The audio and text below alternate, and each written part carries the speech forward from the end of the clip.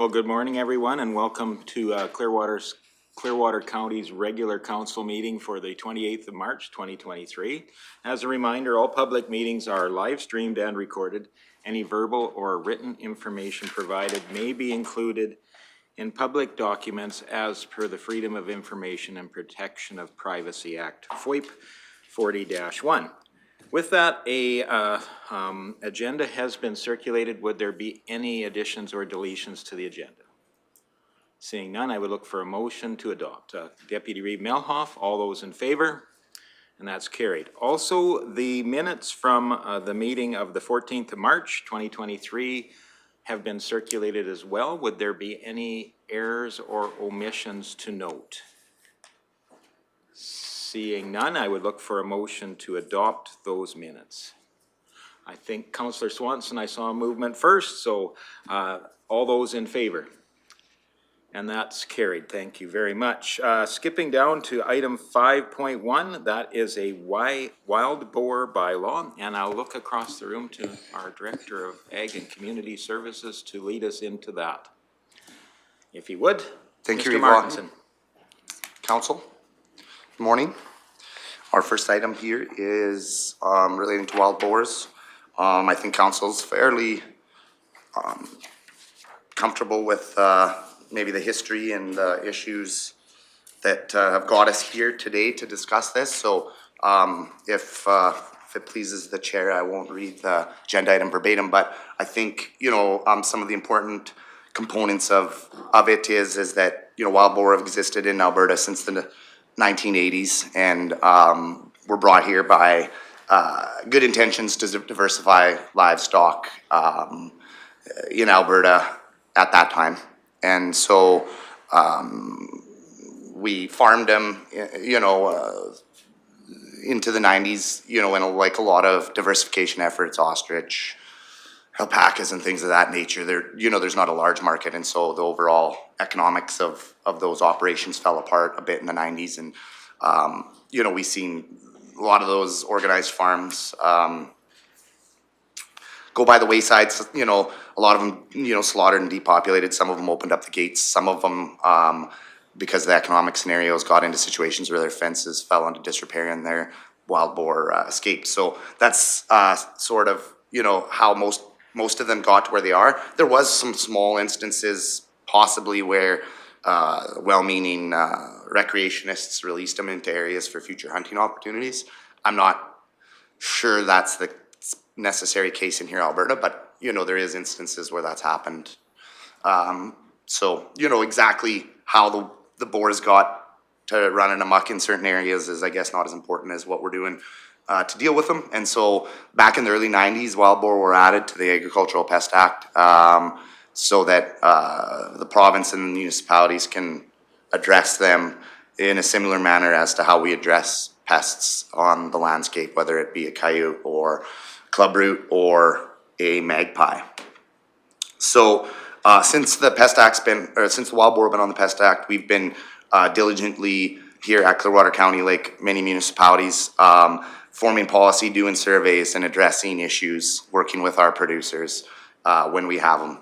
And, you know, we have in the past dealt with issues. We've regulated farms that no longer exist, and we've participated in hunting and trapping operations with our partners and neighbors, Alberta Agriculture and Red Deer County, and been successful at eliminating feral hogs or wild boar when they're at large.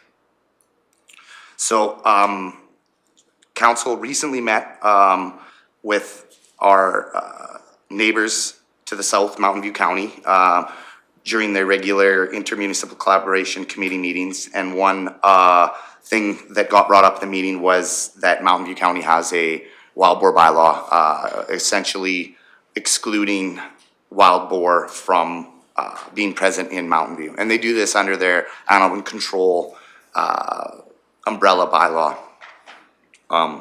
At that meeting, it was recommended that Clearwater County consider producing a bylaw, and we took an opportunity at the most recent Ag Service Board meeting to discuss that opportunity. And though I think the Ag Service Board absolutely recognizes the risk that wild boar do face to environment, property, and public safety, it was ultimately recommended to council by the Ag Service Board to decline the opportunity at this time to create a bylaw. And I think some of the specific reasons, you know, that were discussed at the meeting specifically are that other livestock species can cause damage or threaten public safety, but are not regulated in this manner. You know, bison are a good example of that. Feral horses already are on the Pest Act, and they create issues in the West Country substantially more than wild boar do at this time. Though I think recognize we don't want another feral horse scenario. You know, I think one of the big ones that we talked about was that freedom to produce and harvest food on your agricultural land is a valued tradition and principle in Clearwater County, and you know it could be a bit of a slippery slope by starting to signal that we're gonna start regulating that freedom and that tradition that we have here to produce livestock and harvest that food on your property if you wish. We are unaware of any specific issues regarding wild boar that are negatively affecting any of our neighboring counties. So we work real closely with Mountain View, Red Deer when it comes to wild boar management, because we have some joint stake with the current operation that we have. But also, you know, we work closely on all weed and pest issues. And, you know, we most recently met with both those neighbors a week ago. There was no specific issues where we have wild boar streaming across the border. You know, and certainly if that was true, we have a tremendous amount of resources to go trap those wild boar, to deal with landowners, support them in the hunting if that's the best tool, but also ultimately regulate farms and wild boar where they are confined. And ultimately, I think that's the best tool. You know, often what we find is banning the livestock outright may make it very difficult for us to find it. Right now, you know, I can text the wild boar producer right now if I wanted that we have in the county, and he'll respond to me, tell me anything that we need to know. We can access that farm anytime that we want to between basically 8 a.m. to 8 p.m., including buildings that aren't resident. Municipal bylaws don't give us access to buildings and often require 30 days written notice to access the property. You can move all those hogs, you can hide them, you can, you know, bounce them around. So the Pest Act gives us a whole lot more authority in those manners. So I think, you know, ultimately the board feels that the Pest Act is the most effective tool for regulating wild boar. Now, I will point out that if councils, including this one, wishes to implement a bylaw, that doesn't mean we can no longer use the Pest Act as well. So you can use both pieces of legislation, and I suspect, you know, Mountain View would do that in scenarios.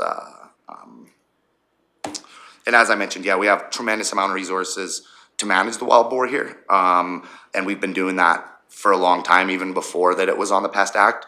Many municipalities knew that wild boar were an issue before it got regulated provincially, and we were the ones that lobbied for it to be included.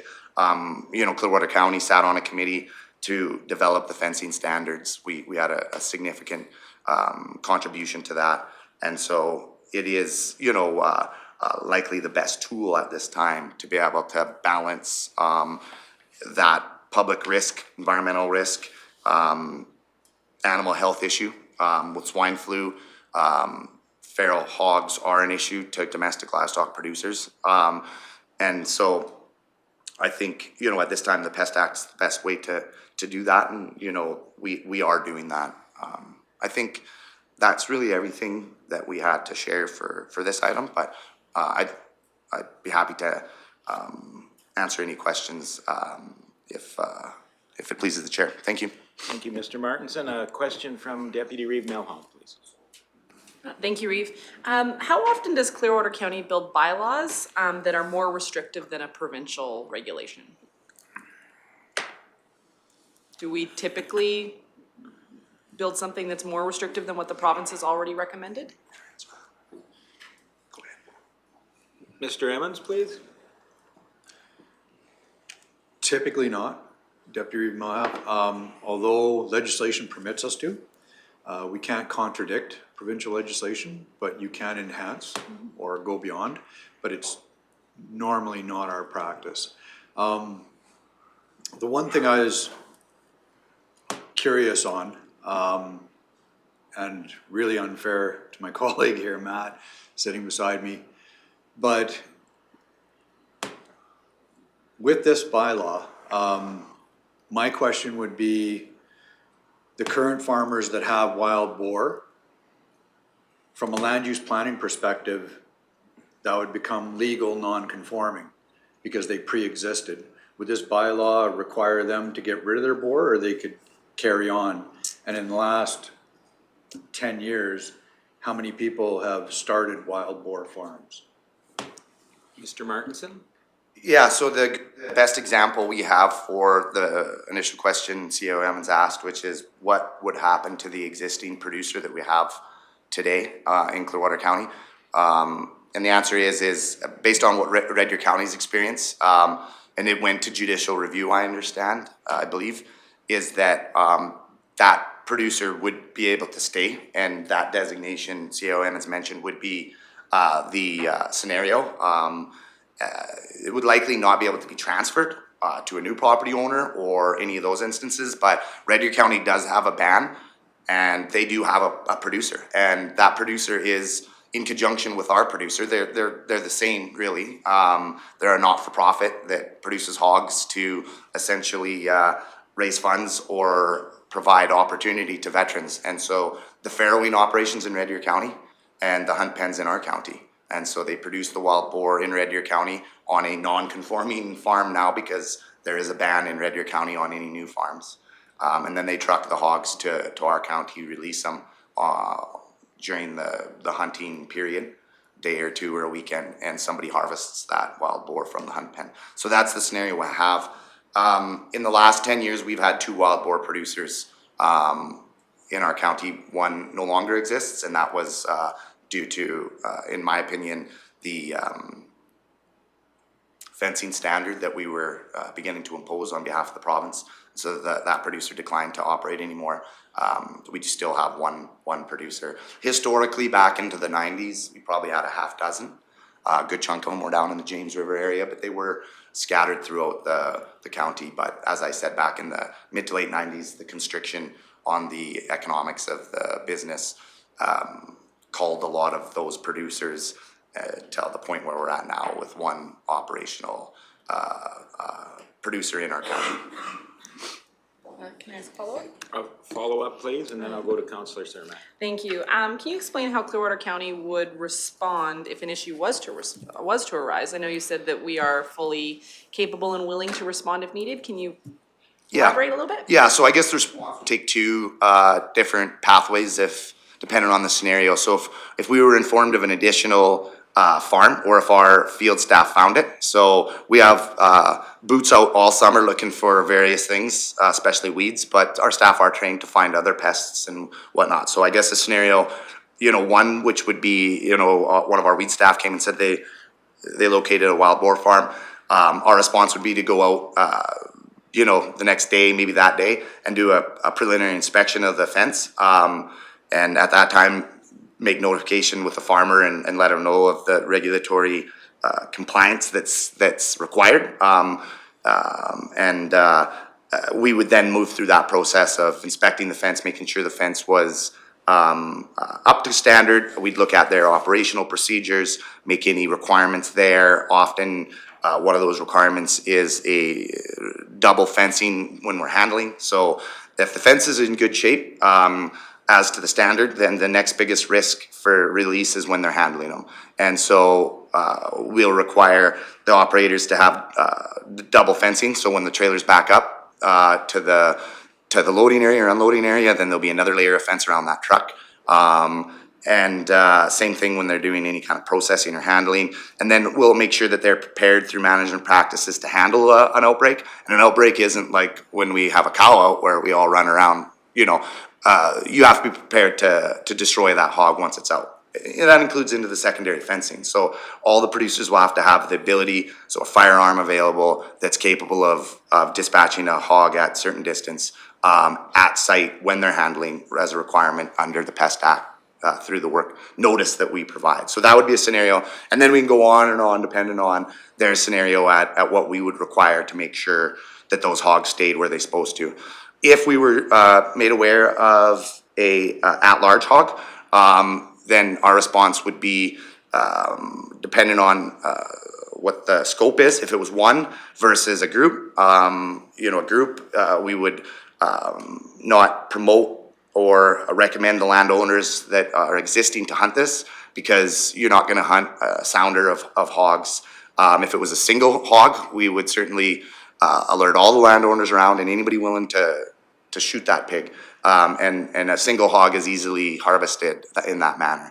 Large groups, we would have to set up traps. So within a few days, we could have a trap set up that can be sprung remotely with cameras. And we would essentially monitor that trap with bait. And so depending on the time of year and depending on what that hogs were eating, we would be baiting that trap. And when we felt that we had a significant amount of those hogs or all of them in the trap, we would spring it, and then we would likely have to claim those hogs and either dispose of them, or most likely we would harvest them and donate the meat to the food bank. We can do that when we trap them because they can go get slaughtered at a provincial facility. If they're shot by a landowner or a contractor of ours, they can only be harvested by that individual because it wasn't, as council knows, the rules for slaughter are very much the same for a feral hog as they are for a cow on your farm. So that, in sort of a nutshell, is how we would deal with a instance where we were aware of hogs, and that's how we've dealt with them in the past when they've came. Thank you. And Councillor Cermak, please. Yeah, with the regulation that the provincial government has on these, what bans any farmer in Clearwater County to bring in 30 or 40 hogs without ever letting anybody know about it? Mr. Martinson? Because there is no regulation saying that they can't bring them in. That's right. Yeah, so nothing. Any producer today could come and bring hogs into the county. If you're not following the Pest Act, like any farmer, then they would be in contravention of legislation. But they don't have to notify us. They do have to maintain the fencing standard. So if the fencing standard isn't maintained, when we find out about it, then we'll address it. There is a lag time between the potential time when we'd find out about it. There is getting to be quite a, I would say, reputation within this area of folks that want to raise hogs, that they're starting to understand that if they don't let us know, we're going to be a lot harder to deal with than if they let us know up front. And so when the most recent producer came, essentially was displaced from Red Deer County and Mountain View County and came to our area, before they even showed up here, they called us and said, what's the rules? How would you guys handle this? What would happen if we came? And so in that instance, we were told long before they ever brought a hog in, we were told that they were coming, and we worked with them that way. But theoretically, nobody has to let us know, and we will have to find them. That would be no different, presumably, with the bylaw. It's our dog bylaw currently, which would be, where we would land a wild boar bylaw if we were to take a similar approach to Mountain View. It says no more than 3 dogs per property, and we deal with scenarios all over the place with multiple. There's no punishment under those bylaws necessarily for bringing those multiple dogs in. If you don't rectify it by the time we give you, then there's a punishment. But most of our rules don't start with punishment. They start with education awareness, then a warning, and then some sort of compliance. And I would strongly recommend that be almost the model for all compliance. Going straight to some sort of fine or ticket is hard to try to work with from a administrative perspective, but also I think from a landowner perspective, because people don't know what they don't know. There's a million rules to try to follow out there. Everything from what you can do by the creek to where your livestock can bed. And, I understand it, it's hard, especially if you're new coming from the city, always wanted livestock. We're seeing a lot of those types of folks moving in here, and that's great. You know, so it is, you know, it is a good point that we do always have a tremendous amount of education awareness to do along something like this or anything, you know, around regulation or just, you know, the way we want people to manage the land and act in this county when they come. You know, that's a good point. Okay, any additional questions? Councillor Swanson, please. I guess from where I'm feeling is, I feel citing these particular animals is just as important. So even if you're out hunting or hiking or whatever, it's crucial to report any sightings of hogs, whether they be wild or feral. There is an issue. Again, I watched that webinar. I will let you know when it comes available. There's one more week, and it was very interesting to hear the Manitoba person talk about that. So I feel it's crucial about that. I don't know if we need a bylaw per se. Like, I'm kind of in agreement. I think it's crucial that we educate, and that is educate on sightings and make sure that people understand. And if we have more sightings reported, then we know we got an issue, and then it's something that we can act on. But you know, if the one producer is being responsible and has been in compliance thus far, I don't see about bootstrapping him any more than we have to. So I'm not in favor of a bylaw at this time. Councillor Cermak? You suggested a ban that Red Deer County has in force right now. Could we do a ban with modifications that if you wanted to bring wild boar into Clearwater County, you have to get approval for the land to be able to have it, and the fencing to the government standards before any wild boar are allowed on the property? So Red Deer County's bylaw is very similar to Mountain View's, with the exception that Red Deer County has to, my words, grandfather the existing operation, because it existed before their bylaw. Non-conforming, I believe, is the technical term the CA used. So beyond that, Red Deer County and Mountain View County are similar. You know, it's a good point.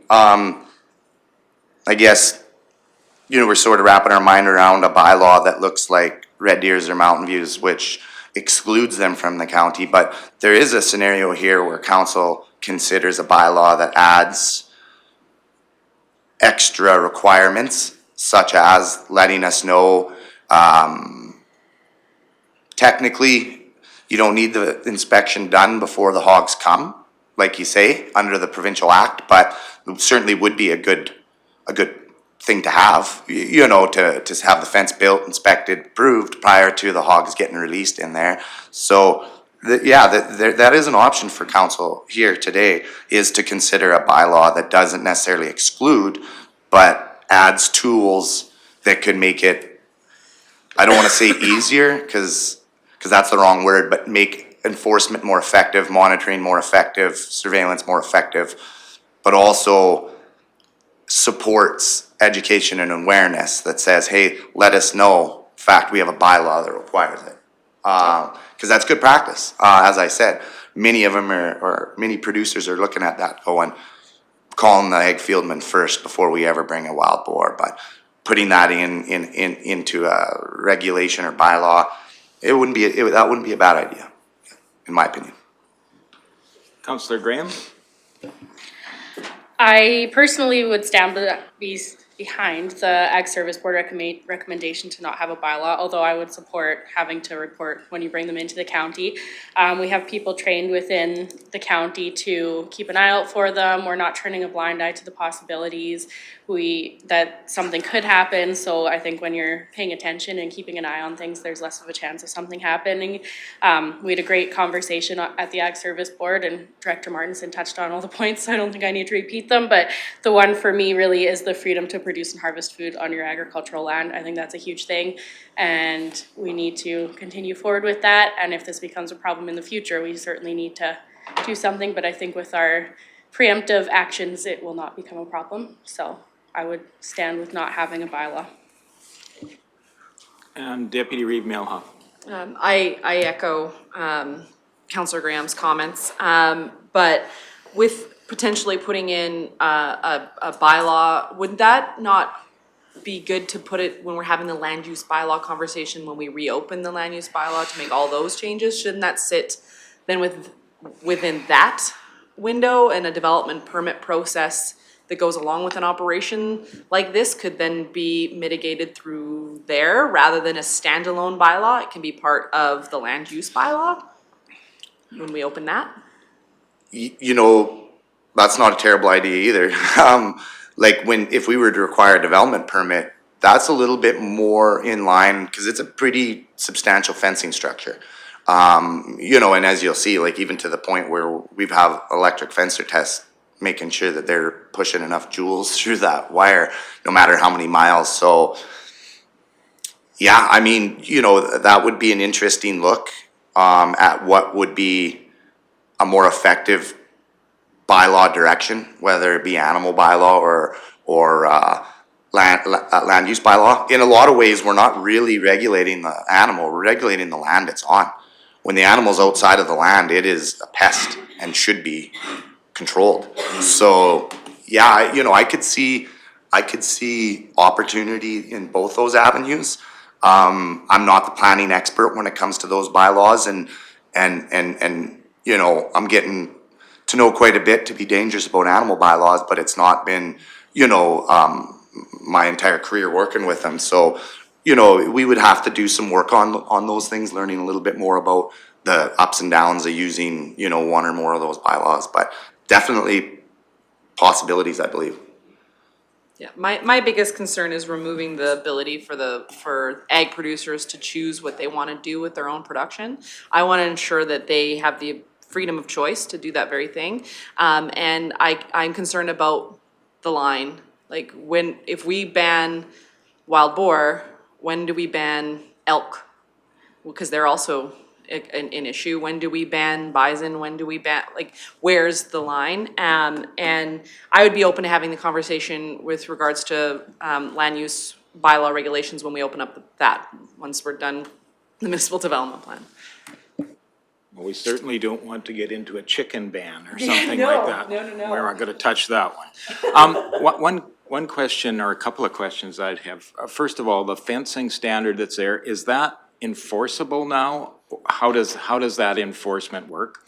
And then secondary to that, the transportation of these animals isn't something we can regulate anyway, because that would be under the provincial regulations, I would assume. So there's always going to be the potential of a motor vehicle accident where there would be a number of these animals released, and it's great that we have a containment plan around dealing with those things. But maybe you can address those couple of little issues.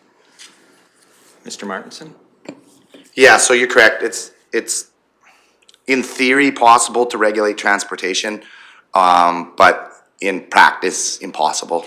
And so yes, that is certainly a scenario, and we do have overall capacities for livestock emergencies on the road through our emergency trailer.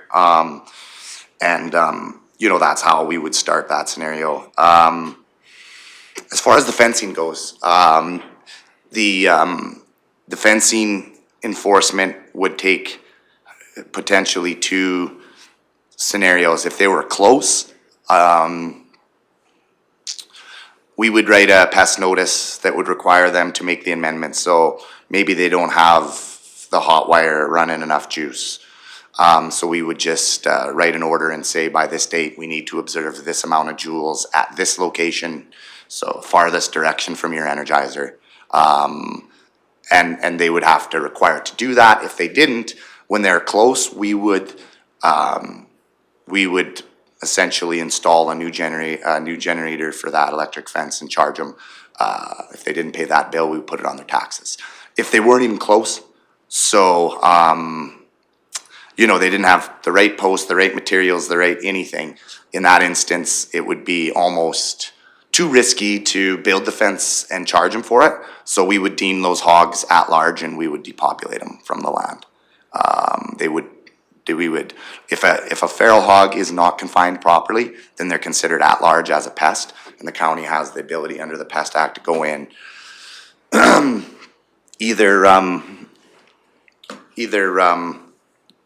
destroy them, which would be the least desirable outcome for us, or capture them and harvest them and donate the meat to the food bank. That would be our ideal scenario if we had to depopulate a farm.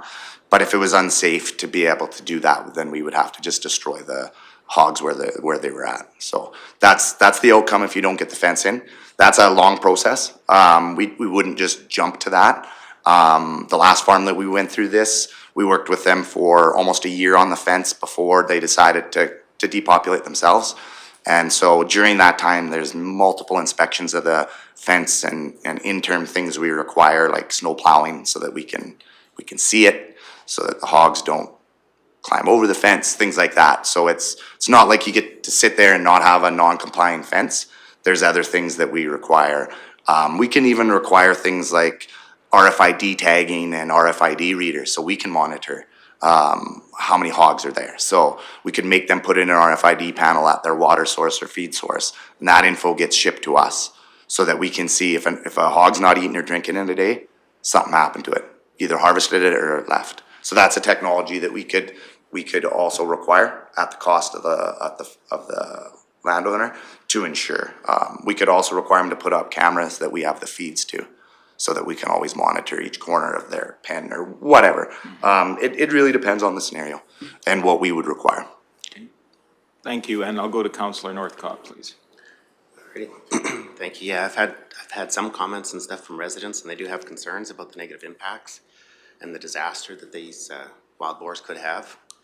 So to create, I would be in favor of following Mountain View or Red Deer County's bylaws, you know, and allowing that one producer that currently is in place to be, you know, operate as non-conforming.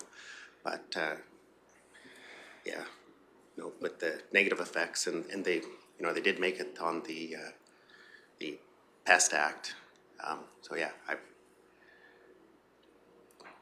I would be in favor of creating a bylaw and banning them. Thank you. And Councillor Cermak, please. Yeah, if the bylaw isn't in favor of this council, then I want something that says that if they do come into here and all of the things that you've said already that they have to do, but that's after the fact. I want something before the wild boar come in here if we can't ban them, because I think that a producer in the Clearwater County should have the right to have whatever animals he wants on his farm. But you need to protect the rest of the county too. So I think we need something here saying that if you're gonna bring in wild boar or invasive species, you need to get approval from yourself or this council saying this is what you have to do before any of these invasive species can touch the land. Is that possible to do something like that, or do we need a motion to bring that out? Mr. Martinson? That's possible for sure. If you want us to get after that in conjunction with the Ag Service Board, there would be a need of a motion. Yep. Okay. And I guess maybe just very quickly, can you outline what we have the examples of Mountain View's bylaw. What exactly does the meat and potatoes of that one, if you will? Sure. So essentially under their bylaw, under the animal control bylaw, very similar to dogs, which is the most common animal regulated under municipal animal control bylaws. The only dog currently managed under our municipal animal control bylaw. But it basically, once you list an animal on an animal control bylaw, you can really put in any types of management strategies around. So in instance, we have no more than 3 dogs, you know, your dog can't be at large, all sorts of things. For the municipal bylaw, it's actually quite simple. They've created a prohibited category within their bylaw, and they've defined prohibited, meaning cannot be confined or brought into or exist in the county. And they've listed the Latin name for wild boar or European wild boar or Russian wild boar. There's lots of common names, but it's essentially the Latin name for a species that was indigenous to Northern Europe. And that now, what they don't have in their bylaw, which is interesting, is any reference to how much genetics can be in that. So, you know, that's one thing that the provincial government hasn't done, and sort of any recommendation that we've got for them on how to enforce the Pest Act is essentially if there's any detectable wild boar genetics within that hog, then it's considered a wild boar and shall be regulated under the Pest Act. I don't know, you know, we've all sort of bred livestock. I think most of us around the table here and sometime in our lives are not. And boy, you know, anything and everything goes into those, you know, breeding and, you know, including the kitchen sink if we think we can get another rate of gain out of it. So there's a ton of domestic hogs that probably have some wild boar lineage.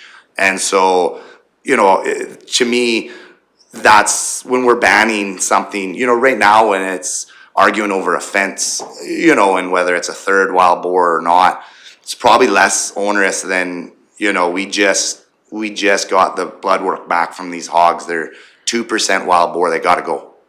If they're not gone in a month, we'll be taking them. 1%, you know, it's a pink pig, no tusks, no hair, but it's got to go. So, you know, I think there needs to be a little bit more look at that, especially for these guys that are going to have to enforce this eventually. You know, whether it's happens naturally or someone wants to take a test case someplace. I do think somebody's going to challenge these municipal bylaws on that 1% or 5% or whatever. So I think that's something that we have to be aware of as we're considering bylaws or any kind of regulation, even under the Pest Act. I mean, you know, I've thought about it many sleepless nights. What is the county going to do if we find that out? You know, what's the threshold? 1%, maybe minuscule. 10? Is that enough? 15? No answer. You know, hopefully soon. Hopefully somebody does that research and finds out what a number is in our domestic population. Because I don't want to be regulating pink domestic hogs. They're not the issue. They get out, they amble around, someone puts them back in or someone puts them in their freezer. They're not causing destruction. They're not necessarily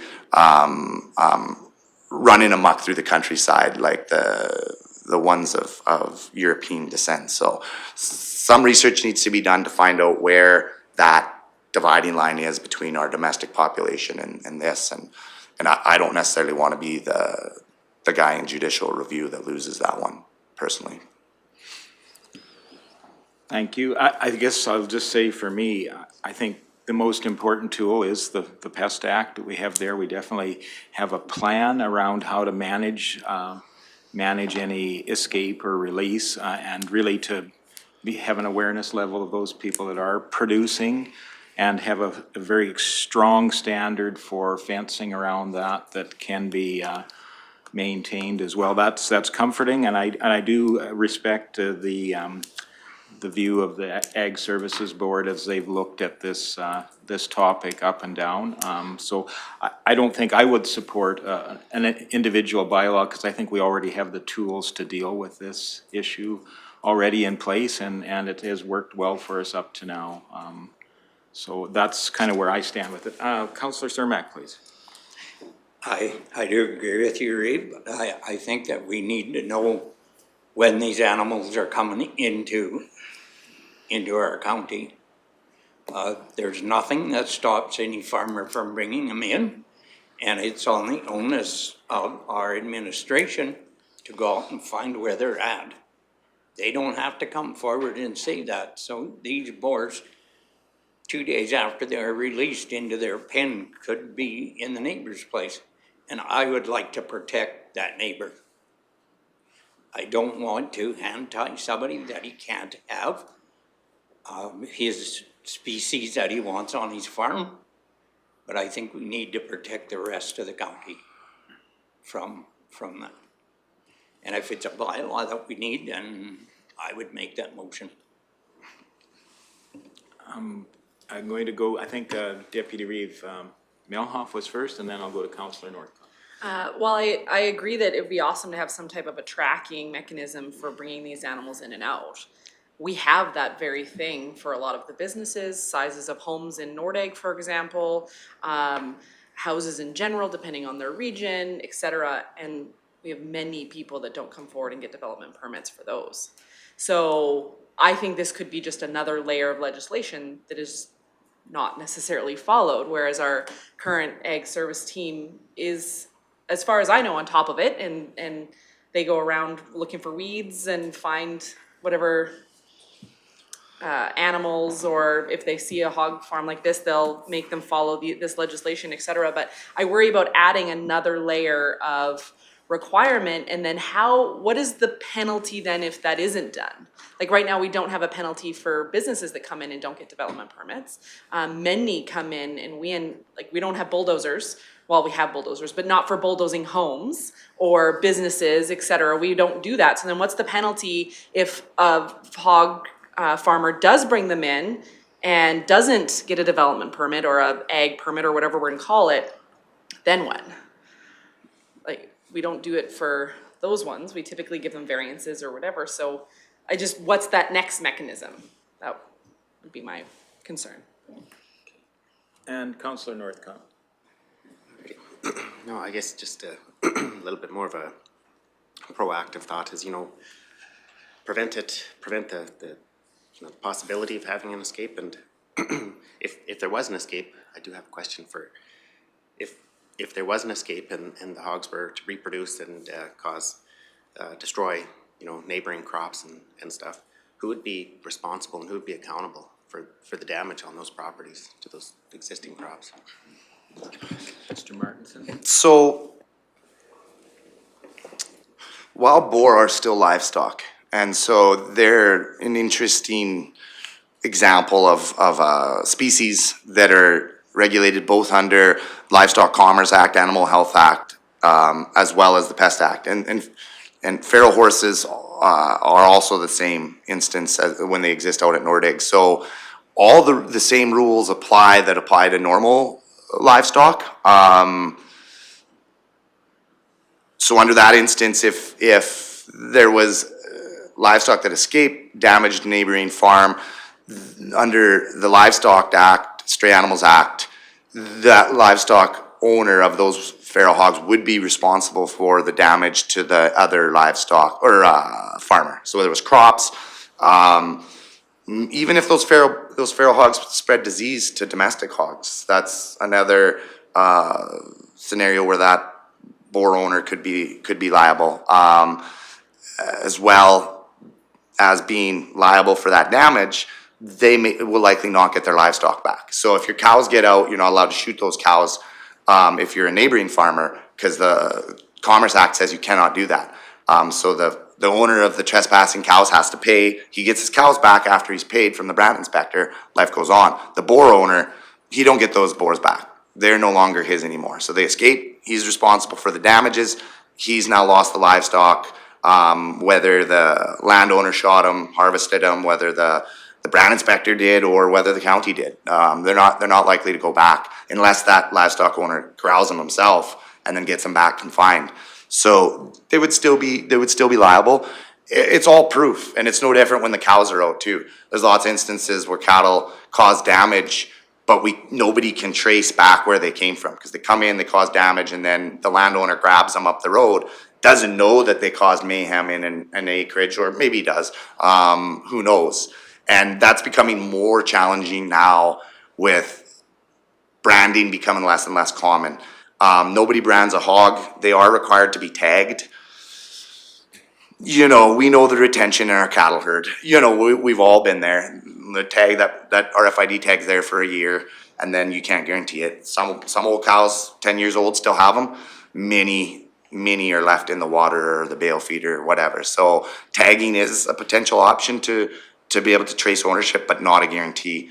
That brand is always important on cattle, and it never exists on hogs. So under that scenario, it's likely gonna be traceable, because lots of people with cattle in this county, but only one with hogs today. And even if there's 2 or 3, you know, it'll likely be easier to trace that. But again, every scenario is sort of different that I've been involved with. Though we can, you know, sometimes throw some of these general principles down to suggest how we would react. I guess another comment I would have around our bylaws, and my experience with our bylaws is they're typically acted on a complaint basis, that there isn't an active enforcement agent, or we're not actively enforcing our bylaws. It's through a complaint process. So a bylaw may not do much for us without a program where we actually start investigating and enforcing independently. So there may not be much other than putting soft teeth into a thing. I think we're at a much better place where we have it controlled under the Pest Act, because that is actively investigated and enforced. So I think we already have the end result with what we're doing now that we hope to desire. But, you know, I mean, again, I would look to the consensus of this council, whether they feel that creating an additional bylaw would add comfort to the community in this. I'm not sure, so. Councillor Northcott? I was just gonna make a motion on this topic, unless there's more discussion, but I'd like to make a motion that Clearwater County create a bylaw to prohibit wild boar within Clearwater County's municipal boundaries. Okay, thank you for that. Discussion relating to that motion. Seeing, go ahead, Deputy Reeve Milhoff. Thank you, Reeve. I always think that it's very important that if somebody votes against something, that they explain why. I support the Ag Service Board's decision on their recommendation for us not to prohibit wild boar. I support our egg producers in order to have the freedom of choice on their land.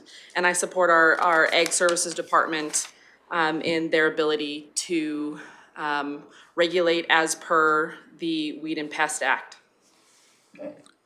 Thank you, and I would echo many of the same comments. Definitely for me, I do believe we have the right tools in place and have had a track record of being able to manage this without going to the extent of creating a prohibitive bylaw.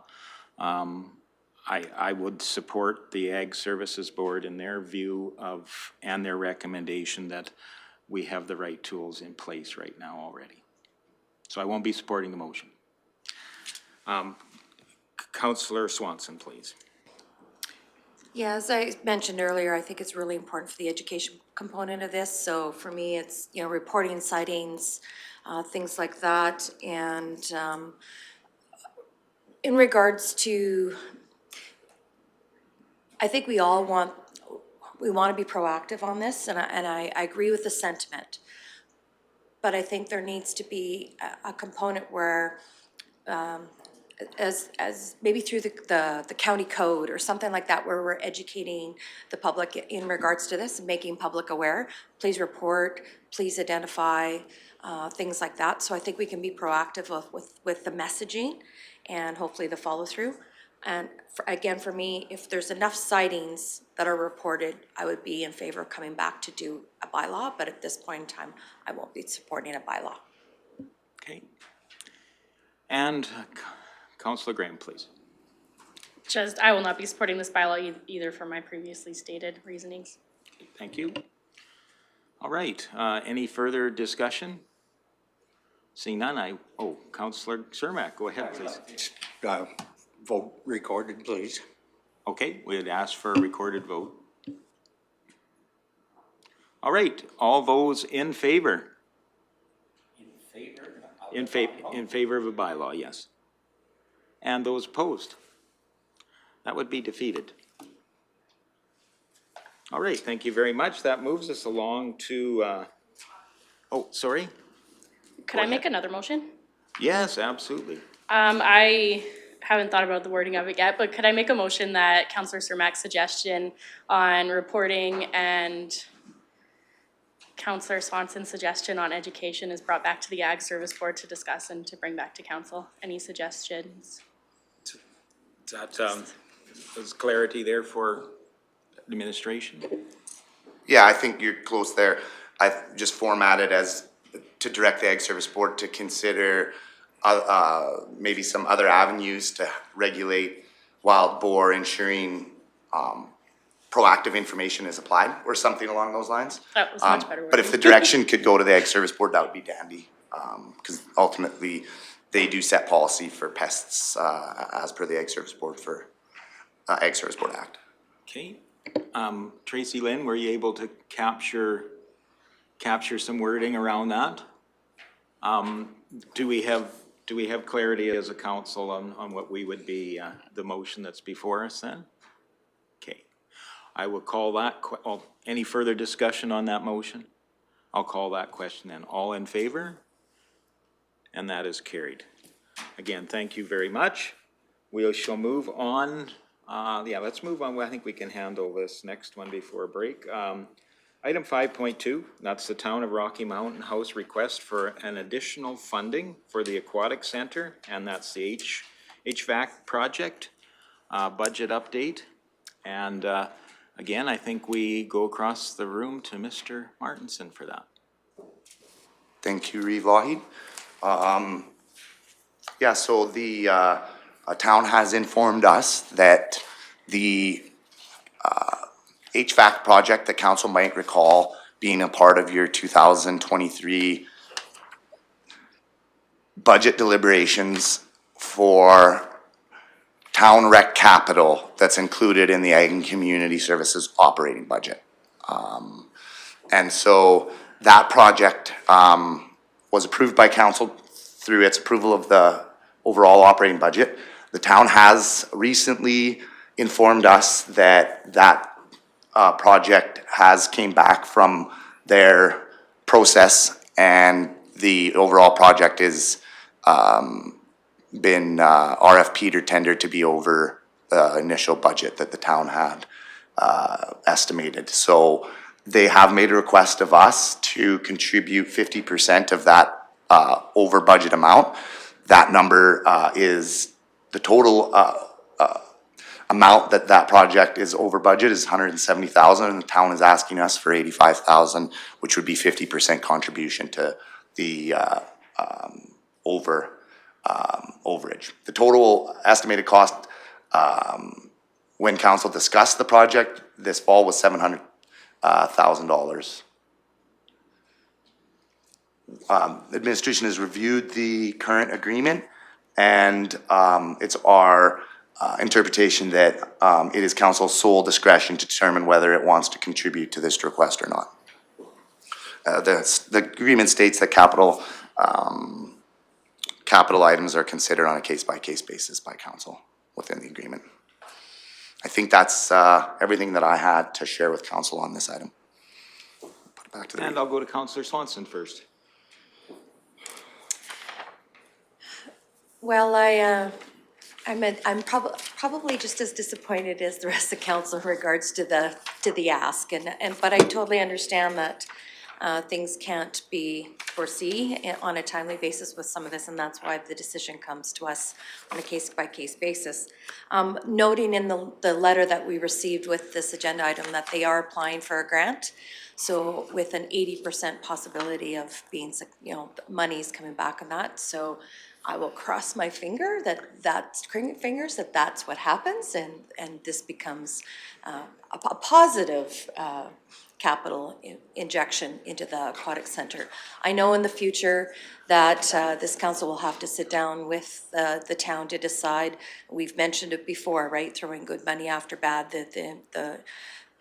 The Aquatic Center is of an aged and growing tired, and at some point in time that we'll have to decide what we are going to do, particularly with the pool. Either continue to, and I don't want to say the word Band-Aid, but just continue to, amend as going forward, or else decide on a different project. But I'm okay with giving them the 85 at this point in time with, like I say, with the fingers crossed that they're successful with their grant. Thank you. And we would be taking these monies out of contingency, I believe, in order to cover this. This is something we prepare for from time to time. Mr. Martinson? Yeah, it was administration's recommendation that contingency is likely the best location for council to reallocate funding from. Thank you. And one other question, since the word contingency was mentioned. The original ask was $700,000. I'm sure that ask would have contained a contingency. And then my understanding is the bids came in, the lowest bid was $770,000 or so. And then there's been a contingency added to that to make it within the typical ask of having a contingency included within a project. Am I correct in saying that part of the overrun on this project is contingency as well? Mr. Yeah, Marks? that was mostly correct in the sense that the original ask of $700,000 included 10% contingency. When the process was finished, RFP or tender or whatever it was, the actual estimated cost at that time was roughly around 800 plus thousand. So the new amount that the town is asking for is to cover the tendered amount plus additional 10% contingency. So there still will be contingency built into this. Contingencies for once we get going on the work, not to buffer estimated budget. So there still is a chance that there will be unforeseen costs under the new budget, and that's where the 10% contingency included comes from. And that's traditional for the town to use that number for these types of projects. And it's not necessarily traditional for the way we budget and use contingency in our projects, recognizing our projects are different often. Okay, thank you. And Deputy Reeve Melhoff, please. Thank you, Reeve. With regards to the rec agreement, we pay actuals, not budgeted amounts. So when this project is done, will that all be fixed, so to speak? You're very correct. So we pay based on what's sent to us by the town, coming from the actuals and the invoices that they have for the project. So if that 10% contingency isn't needed, we won't pay for it. If they end up spending more than the budgeted amount including contingency, we only pay for what council approved based on the current rec agreement. And Finance Manager Rhonda, I think, has something to add to that. Go ahead, please. Yeah, that's absolutely correct. And typically, when the actuals come in, they are below budget on a capital project from the town.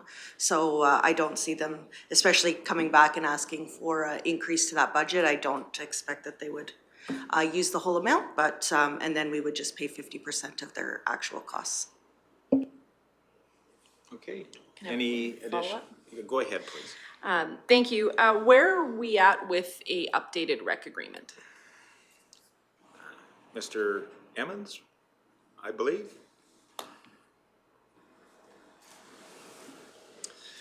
Thank you, Reeve Laid and Deputy Reeve Melhoff. So CAO Kraus and I have worked on a draft. To be very blunt, it is down on the priority poll at this time. We are still working through the airport agreement. That was identified by both councils as a higher priority. We are very close to completing that one, and then full attentions will be brought to the rec agreement.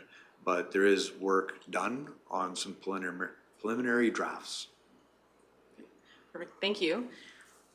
Another one? A supplementary, please. Thank you. What is the estimated usage for county residents of the Aquatic Center? The current agreement reflects 50%. Do we have any, because we have those numbers for, we had those numbers for things like waste. We have those numbers for things like the sewage system. Do we have we're just going with 50 and we don't have an estimated numbers of actual county usages? At this time, we do not. Okay, thank you. You're welcome.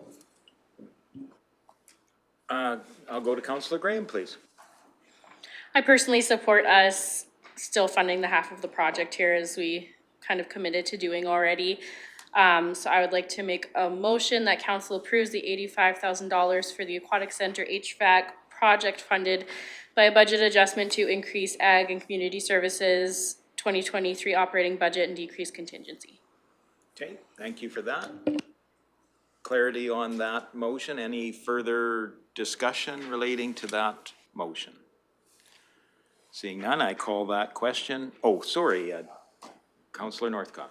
Apologize for waiting for the last minute there, but no, for the importance for rural residents and families to have, you know, amenities and a variety of amenities within the neighboring municipality, I will support this as well. Okay.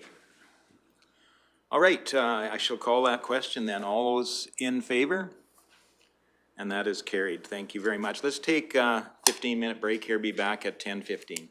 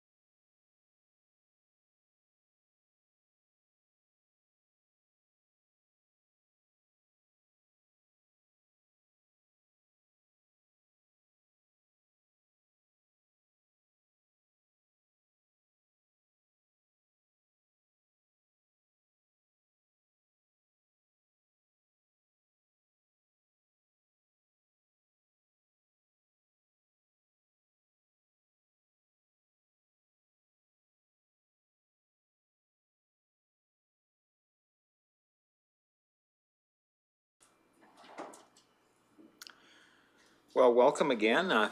Thanks for joining us after our recess. Moving down through the agenda, we move on to Section 6, or 6.1 more specifically, and that's the 2023 Broadband Capital Budget Adjustment Request.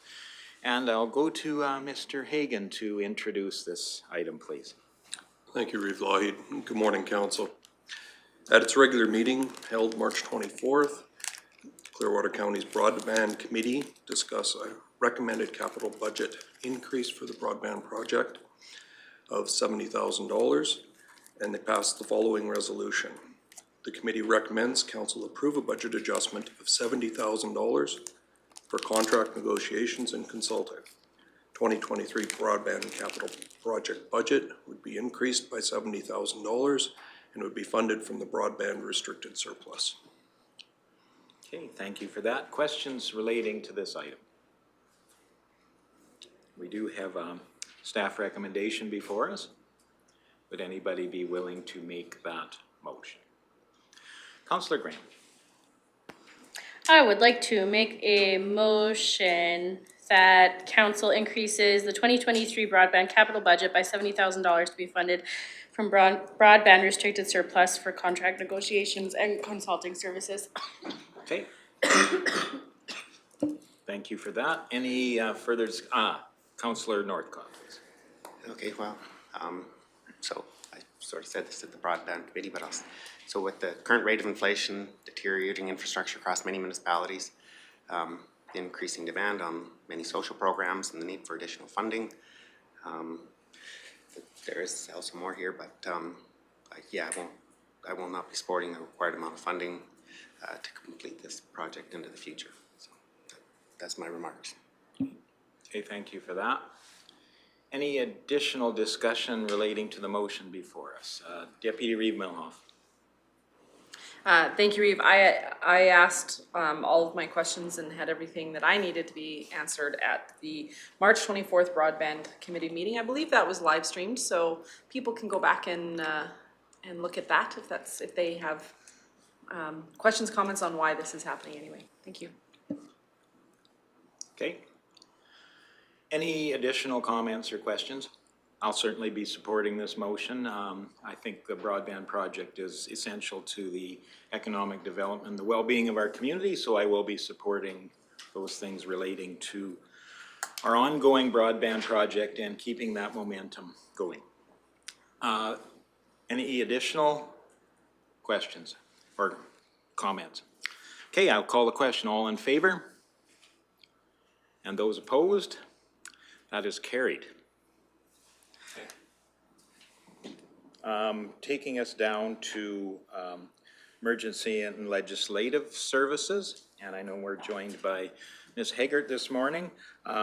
This is the RCMP Clerks Cost Share Agreement, and I'll let Ms. Haggart introduce this item, please. Thank you, Reeve Lougheed. Good morning, members of council.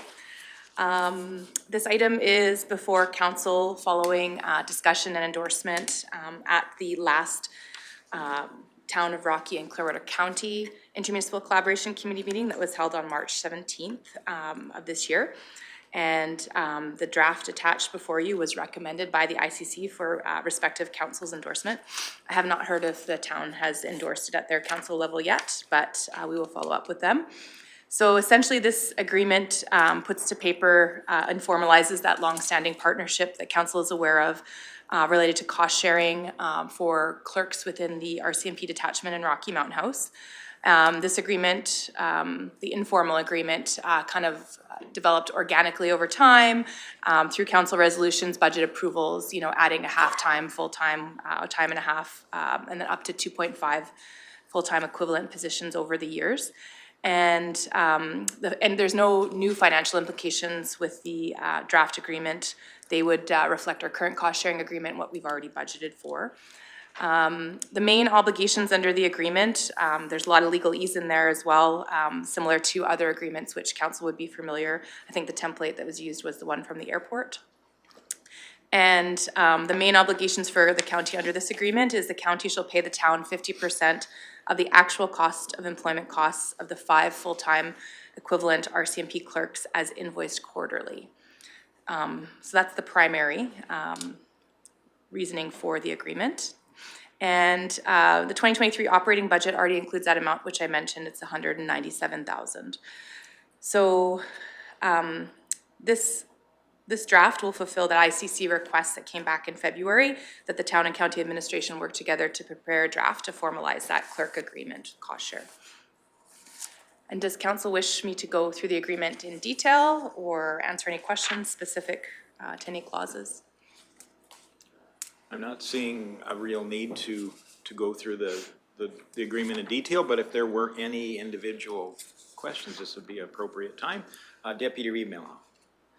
Thank you, Eve. I think this really streamlines this a lot better within, as you said, having a 0.5 here with this person, a 7.5 here and a 2.5, like it just really streamlines the process, makes it a lot easier. These are needed within our detachment. I think it speaks to a need for rural municipalities to have a bigger voice in policing in general, and I know that that's a conversation that I hope to have as we build resolutions for the fall, that we do our best to get a bigger voice in policing, as we are a financial contributor in many different ways. I think it's important that we start having a bigger voice in what that financial contribution means. So I think that'll be part of a bigger conversation closer to making resolutions for the fall. And so there is a staff recommendation relating to this item, and that is also from a recommendation by the ICC to consider. Would anybody be willing to make that motion? Or I'll go to Councillor Swanson. Not forcing you to make a motion if you had a comment and I didn't notice. That's fine. I'd be pleased to say that the council will endorse the signature for the RCMP Clerks Cost Share Agreement as recommended by the Town County ICC Committee, Intermunicipal Collaboration Committee. Fully explained, no acronyms. Okay, thank you for that. Discussion relating to that motion. Seeing no additional discussion, I will call the question. All in favor? And that is carried. Thank you very much for joining and outlining that. Takes us down to the CAO office section at section 8, and this first item is item 8.1, and that was a notice of motion, and it was a code of conduct bylaw and fees. And so I know this revolved from a notice of motion by Councillor Graham a number of days back. Maybe Mr. Emmons, would you be able to introduce this item? Absolutely, Reeve Lougheed. Good morning, council. So as pointed out, this agenda is about a notice of motion for a code of conduct bylaw and associated fees. The staff recommendation that council consider Councillor Graham's notice of motion to direct administration to research the legal and practical aspects of a fee and or deposit related to the code of conduct complaints. So the background on this, on January 10th of 2023, Councillor Sidney Graham gave notice of motion as follows: that administration investigates potential options for council to discuss surrounding fees and complaints that are not substantiated. Such complaints paying third-party investigative fees and or paying a deposit not returned only if the complaint is deemed not substantiated. If the motion is passed, administration will provide council with additional information in conjunction with the code of conduct bylaw review process. Thank you for that. So discussion relating to this agenda item. Councillor Graham, please. I feel that as though it was my notice of motion, I should explain where I'm coming from with it.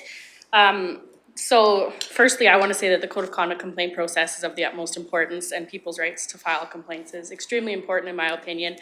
And with this, I'm trying to protect the integrity of that. We see in other communities an influx of frivolous, vexatious complaints coming forward. And as we all know, there's a fee associated with every complaint that comes forward, especially if it goes to a third-party investigator. I don't know the prices associated with that, but I'd imagine they're quite costly. And even if it doesn't, there are administrative costs associated with them.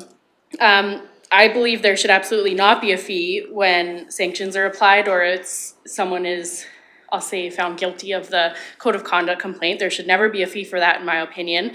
But like I said, I want to protect the integrity of this process and kind of, I don't want to say deter people, but when someone is upset with something that we say or do, or a board member says or does, that can often be solved with a conversation, in my opinion, and we can leave all of the administrative steps out of that, and it becomes a much less costly situation then. It doesn't have to be a formal complaint. It can just be a conversation, and you know, that face-to-face I think is good when you're frustrated, sometimes depending on the people, I guess. It's good when you're frustrated to have that conversation and to try and understand each other better. It was just an idea that I had, and I thought it was worth discussing. Don't know if it's a good idea or not, but I thought it was worth bringing forward. And Councillor Swanson, please. I 100% agree with the notice of motion. I think it's important. I agree with you about keeping the integrity of our code of conduct.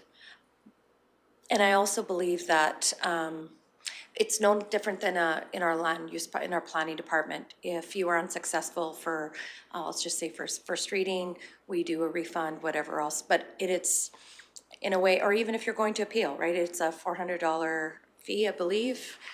There are fees attached for to make sure people put their money where their mouth is, so to speak. And if there's true evidence, the process will fulfill itself. But we do want to make sure that things are justified and that there is transparency at the end of the day. So I will be supporting this. Thank you. Any additional comments? Deputy Reeve Milhoff? Thank you, Reeve. There's a number of code of conduct proceedings and code of conduct complaints happening throughout this province. Some municipalities have shifted to an ethics commissioner in order to help streamline some of these processes. Do we feel that that would be beneficial for Clearwater County as well, or have we had the opportunity to look into that further? Mr. Emmons? Thank you, Reeve Lloyd, Deputy Reeve Milhoff. I've actually had the worst game of telephone hockey with the CAO of Foothills that I've ever had in my career. Still not been able to contact him. We even missed each other at the RMA, but not giving up. As council is aware, Foothills has gone down that road, and I'm very anxious to hear from Ryan down there, how they're making out and what the positive and negatives are that he's encountered so far. So we'll get back to council on that, but at this time I have no update. Thank you. You're welcome. Okay. And Councillor Northcott, please. Ready? Yeah, I know that many people even just put their name forward just to even file a code of conduct. Many people don't even want to be involved with it or just don't even want to have their name associated with it. But I'm just curious, how many previous cases of unfounded, filed code of conducts has there been in the past in Clearwater County? Mr. Emmons, I know you may not have that material directly in front of you, but I'll let you start with that question anyways. Thank you, Reeve Lloyd. Councillor Northcott. Just one, but bearing in mind the legislation for this is still relatively new comparatively, so. I'm just slightly hesitant because I wouldn't want to make it any more difficult for anybody to come forward with a code of conduct when I think it's really hard for many people to even really consider it. I wouldn't want to make it more burdensome, but accountability is good. That's my comments. Okay, thank you. I'll go to Councillor Cermak.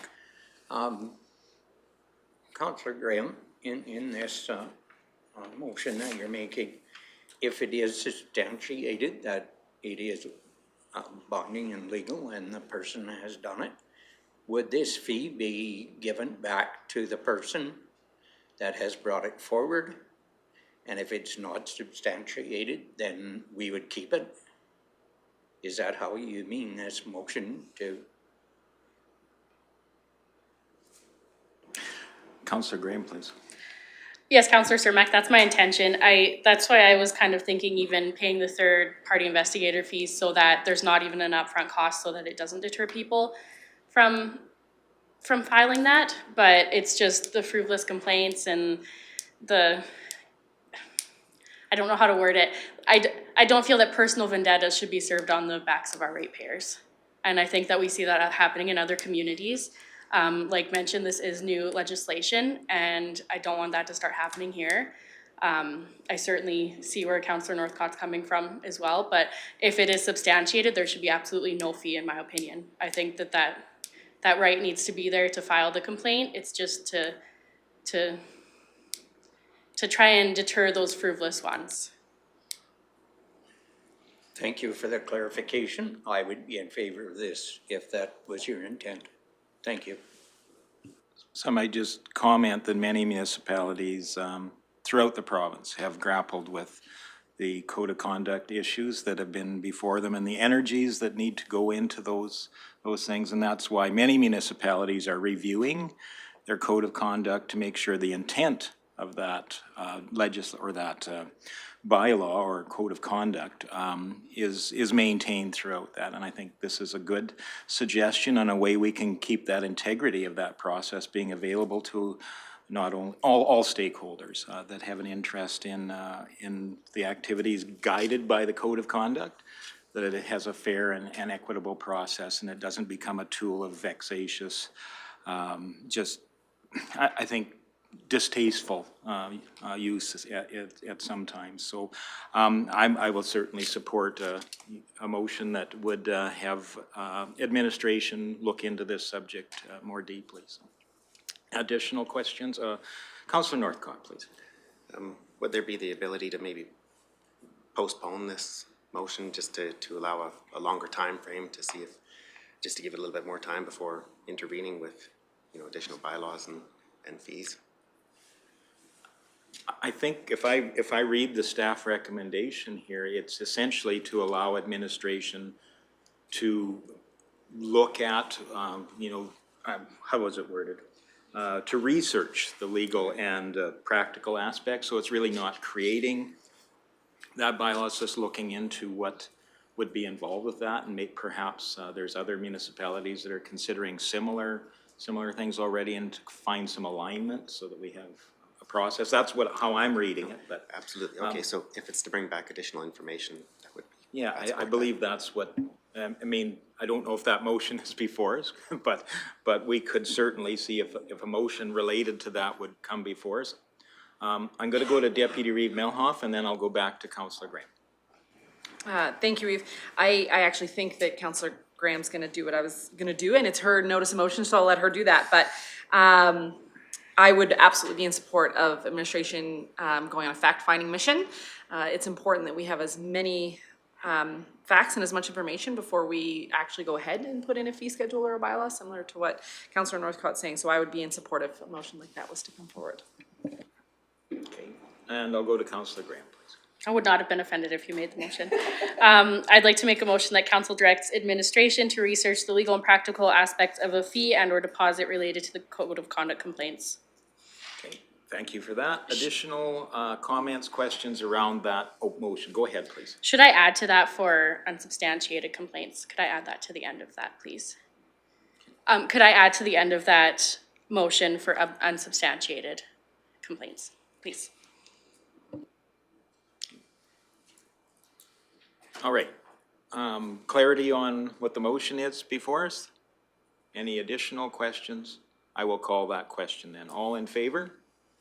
And that is carried. Thank you very much. Takes us down to my highlight of the day, as many people's is. That's the CAO's report. And I'll turn the floor across to the CAO. Mr. Emmons, please. Thank you, Rimbey-Rocky. The CAO report for March 28th.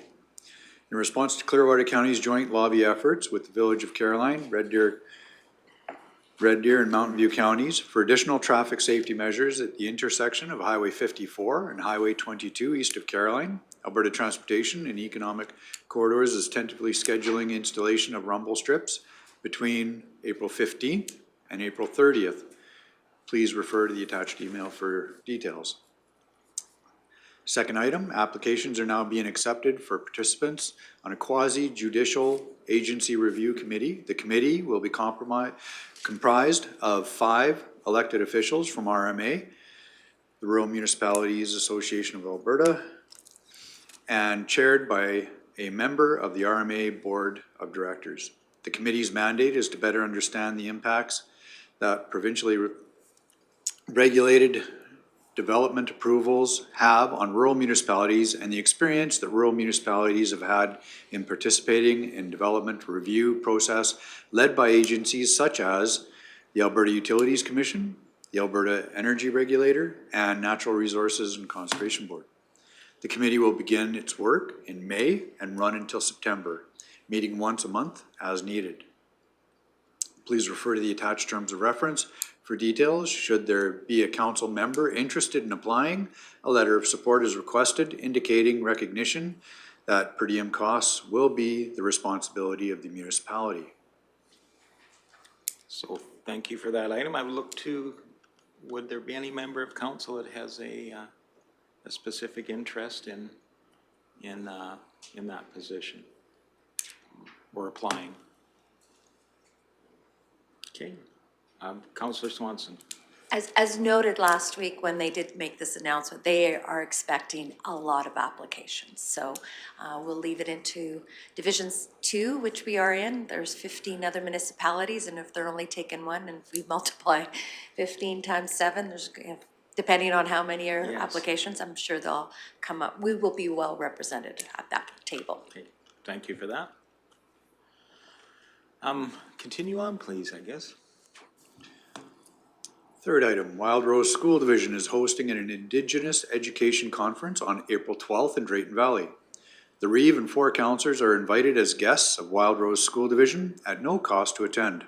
Reeve Lougheed and Councillor Cermak, Deputy Reeve Melhalf, Councillor Swanson, and Councillors Ratcliffe are registered, and council authorized by resolution is required to receive per diem rates.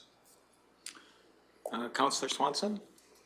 I know I did put my name forth. I am flexible if either Councillor Graham or Deputy Reeve Northcott would like to go in my place. I'm welcome to step back.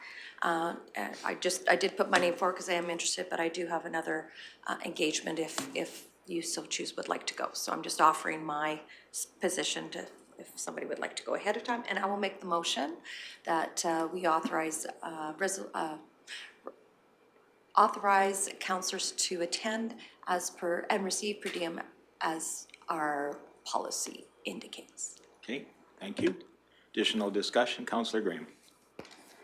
Thank you, Councillor Swanson, for that offer. I am already in another obligation that day, another conference that day, so I'm unable to attend, but thank you. Okay.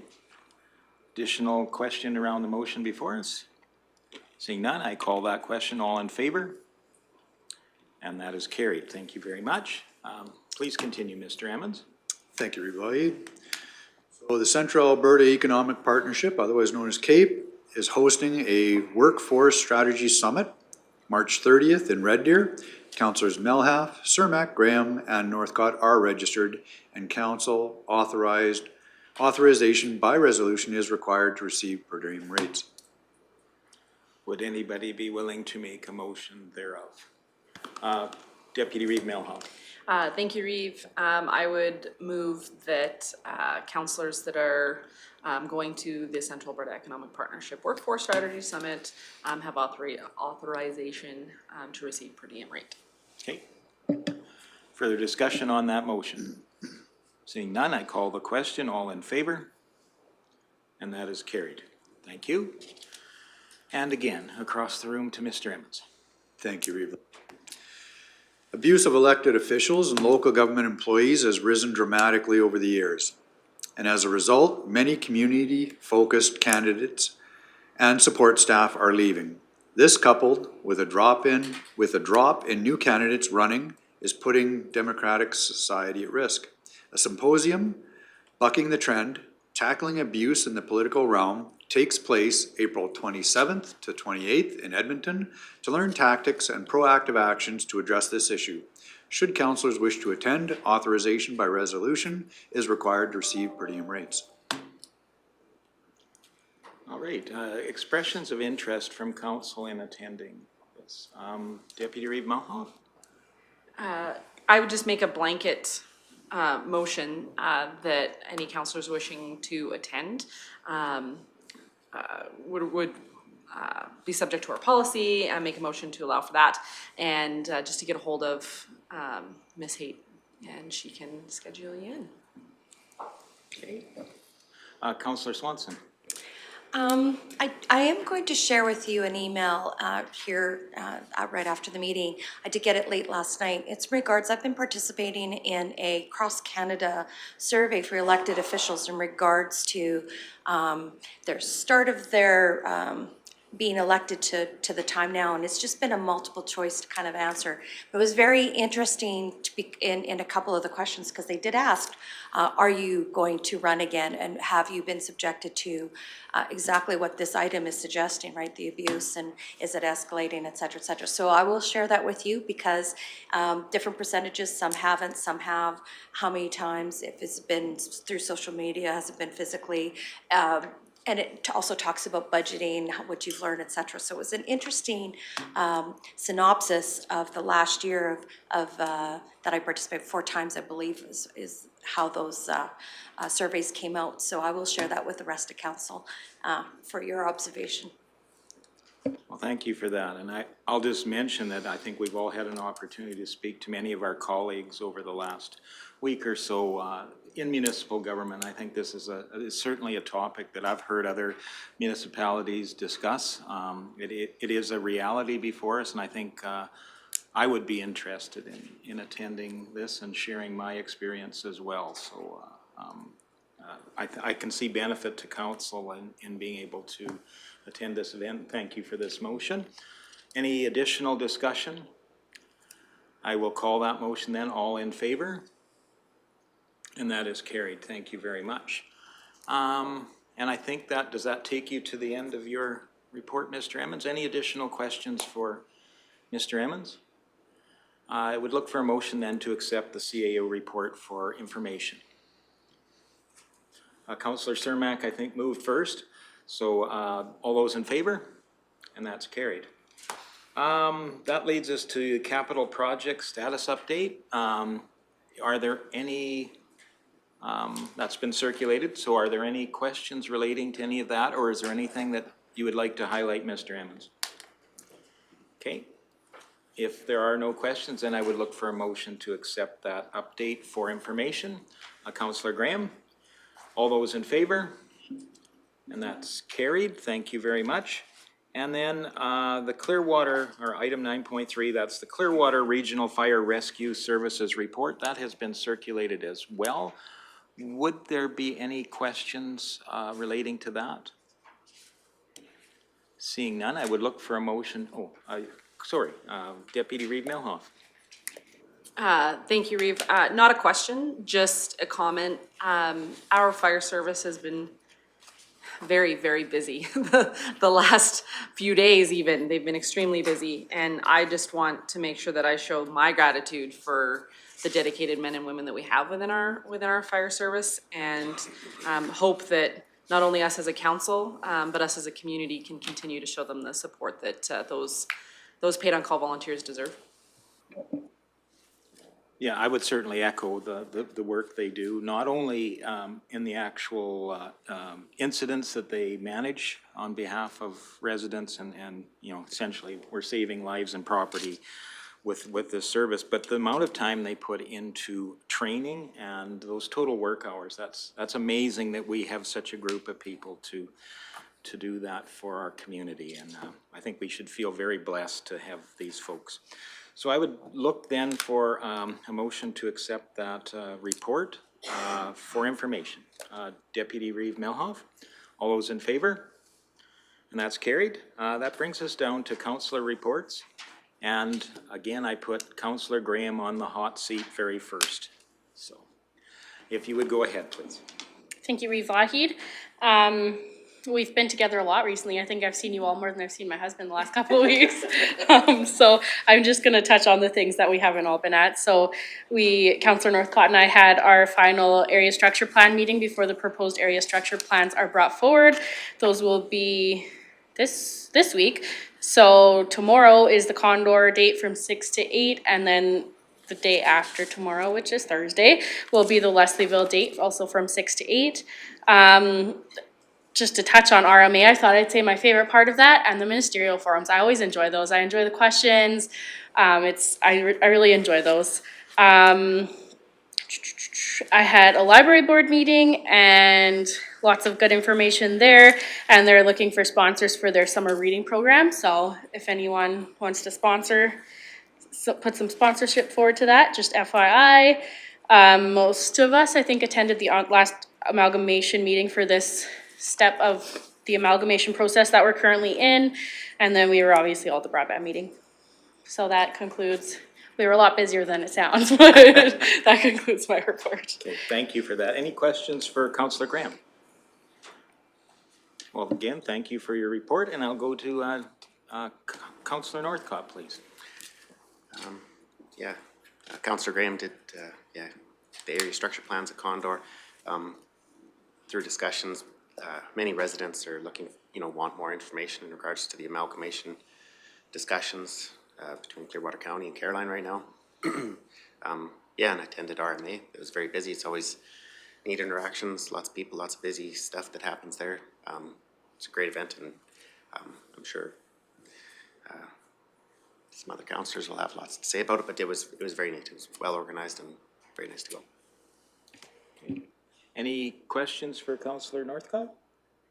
Again, thank you, and we'll go to Deputy Reeve Melhoff, please. Thank you, Reeve.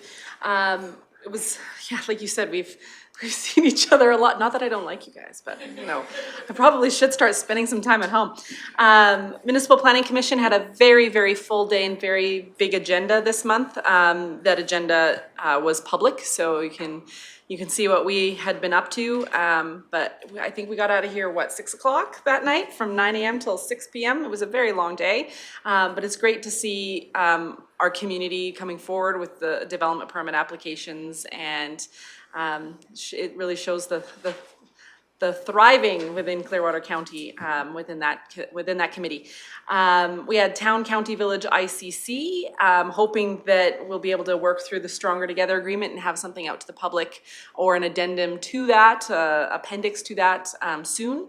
We had the Town, County, ICC, where we discussed airport agreement and the RCMP clerk agreement that you guys just saw, and I always welcome the opportunity to be a part of those ICCs, particularly the town and the village, because they're huge parts of Clearwater County, and our residents are impacted by whatever we decide in those groups. So it's great to see us all working together towards the betterment of our community. RMA, I always enjoy RMA. The forums are also my favorite part of RMA. I always take the opportunity to ask questions. I was very pleased with how well attended they were. There was lots of ministers there this time, which was great to see. The resolution I was most excited about was RMA, the entire RMA supporting increasing the funding for dissolution/amalgamations. It's obvious that is a theme within the province right now, and it's great to see RMA advocating on behalf of municipalities to try to get more funding for whenever those do happen. And yeah, we did the amalgamations, etc. together. So, and Broadband Committee, we were all here, and it's been a great but busy month. Oh, sorry. Go ahead, please. The Reeve and I went to question period at the ledge while we were up at RMA. I had never been. I had actually never been to anything at the ledge other than the meetings we had last time. So actually it was very humbling actually to walk through those doors and sit in the gallery and watch. And then it was interesting to watch the way that question period unfolds. I really think that we need to start bringing in the pounding on the desks and yelling across the room. I think that would make this definitely a different experience.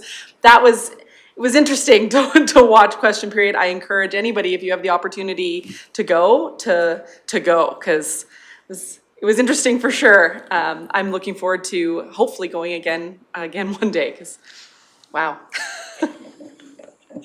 Okay, thank you very much. Questions for Councillor Melhoff?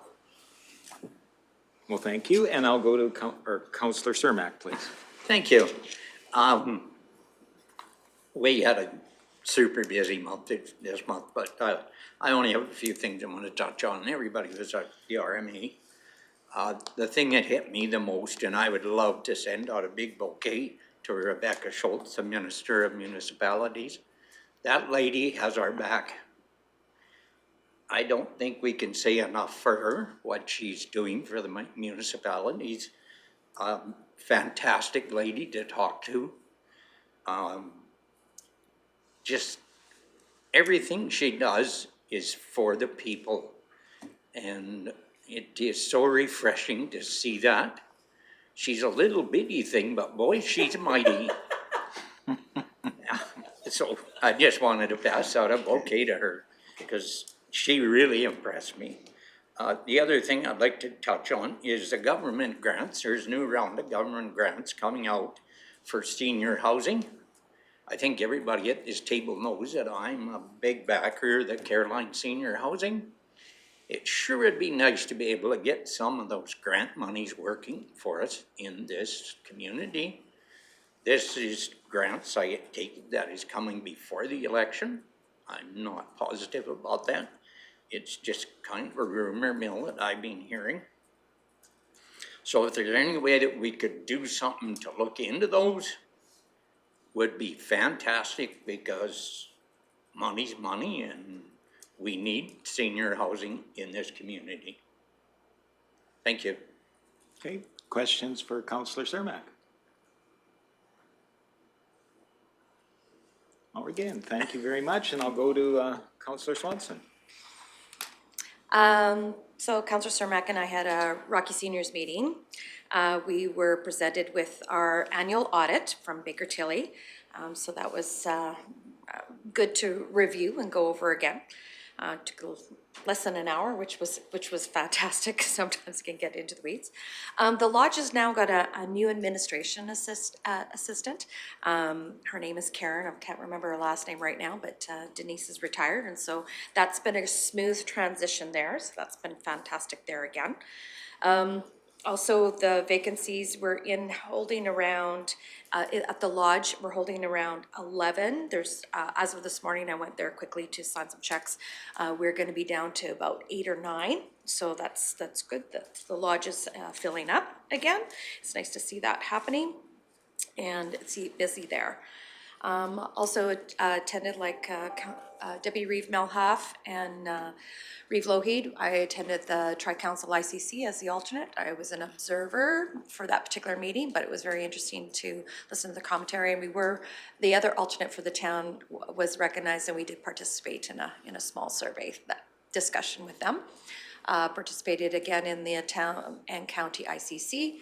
I had my councillor drop-in session on St. Patrick's Day, so that was the lucky day for me, so it was all good.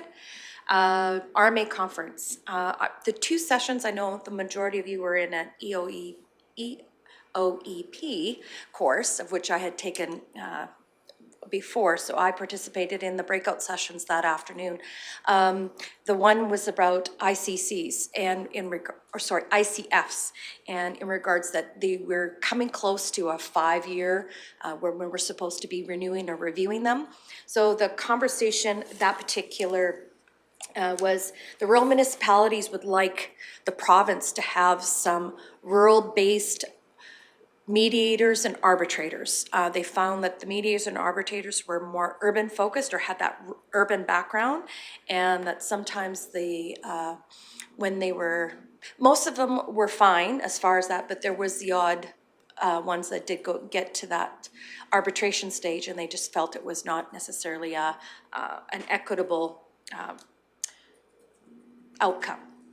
The other thing with that, they're saying maybe there should be some extra training in regards to councillors sitting in that ICF committee, and that, to make sure that the framework, to make sure that the discussions are, there's nothing, to keep the conversation within the parameters and not venture outside, because as we do know, some other municipalities were surprised at the 9th, 11th hour, I should say, and were into a service agreement that they weren't expecting, I'll say, at that point. The other one that I did partake in was in regards to veterinarians in this province. They only graduate 9 a year. When they start out at 50 at enrollment, they are ending up with graduating 9. So there is a huge deficit. With that, in the fall of 2025, the U of C will be increasing to 100 intake. They're changing the admittance. It's not just GPA. They're using another balance in regards to an interview process as well. So soft skills with education skills, I'll just say. We're not sure what that percentage is, if it's 80-20, 50-50 at that point in time. They didn't dive into those weeds. They did talk about the vet technologists that are graduating, and that the majority of them are women between 21 and 29. They average about 10 years. They are basically at a minimum wage or a little bit more. So that was surprising to me. And that Alberta has the highest per capita of pets in their homes compared to the rest of Canada. We have 63% of our homes in Alberta that have pets in compared to the rest of Canada. So I thought that was interesting as well. So agree with the rest of you as far as the rest of the RMA conference. Excellent questions. We have a great group, and I yes, having all those ministers, there was a change. Has nothing to do with the election coming, I'm sure. And so, yeah, for me, that was great. I did attend Explore Nordeg yesterday in regards to the business group. They've expanded it. They did a presentation, 2 different groups on the Big Black Mountain Bike project, and then within Nordeg itself, the Nordeg Trail System itself, there's going to be more information coming forth, and I believe around the 19th of April with the release of the new Travel Alberta travel zones, specifically for the David Thompson. So we will hear more on that in next month. And other than that, I will be attending the workforce strategies with you guys as a CAPE appointee, and so I'm looking forward to Thursday. That's it. Super. Questions for Councillor Swanson? Councillor Graham? I just wanted to make sure I heard you correctly. Province-wide, 9 people graduate from vet school a year. Yes. That's wild. That's scary. Okay, thank you. And Deputy Reeve Milhoff?